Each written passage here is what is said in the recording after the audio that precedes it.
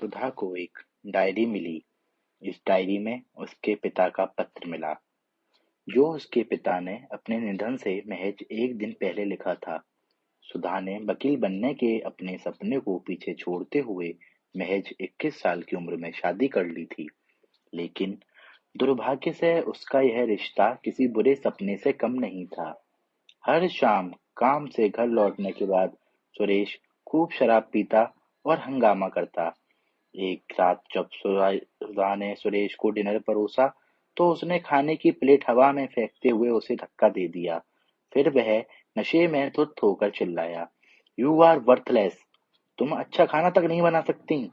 उस रात जब सुरेश शराब पीकर बेहोश हो गया, तो सुधा हिम्मत जुटाकर वहां से भाग आई। वह अपने परिवार के पास आ गई, जहां उसका भाई अंकित और उसकी पत्नी श्वेता रहते थे।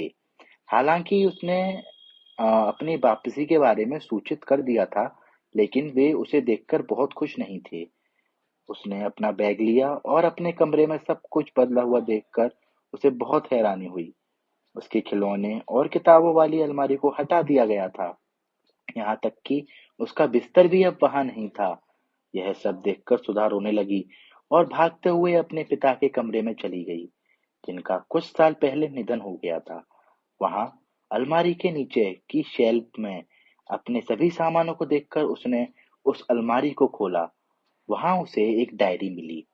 इस डायरी में उसे एक पिता का पत्र मिला, जो उसके पिता ने अपने निधन से महज एक दिन पहले लिखा था। फिर उसने पिता का पत्र पढ़ा। प्रिय सुधा, मुझे उम्मीद है कि तुम ठीक हो। पिछली बार जब मैंने तुम्हें देखा था, तो मुझे लगा था कि तुम खुश नहीं हो। हालांकि तुमने अपनी झूठी मुस्कान के साथ अपने दुख को छिपाने की कोशिश की थी, लेकिन मुझे तुम्हारा दर्द साफ दिखाई दे रहा था। मैंने तुम्हें कुछ नहीं कहा, लेकिन इस बात से खुद को तसल्ली दी कि मेरी छोटी सी बच्ची अब बड़ी हो गई है और बहुत मजबूत है। सुधा, मैं तुम्हें बताना चाहता हूँ कि मुझे तुम पर गर्व है, लेकिन हमेशा याद रखना कि दूसरों को खुश करने के लिए तुम्हें अपनी खुशी का त्याग करने की जरूरत नहीं है। मुझे जीवन में बस इस बात का अफसोस है कि तुमने अपने वकील बनने के सपनों को पूरा नहीं किया। अभी भी देर नहीं हुई है मेरी बच्ची। मुझे तुम पर पूरा भरोसा है कि तुम अभी भी इसे पूरा कर सकती हो। मैं उम्मीद करता हूँ कि जल्द ही तुमसे फिर मुलाकात होगी।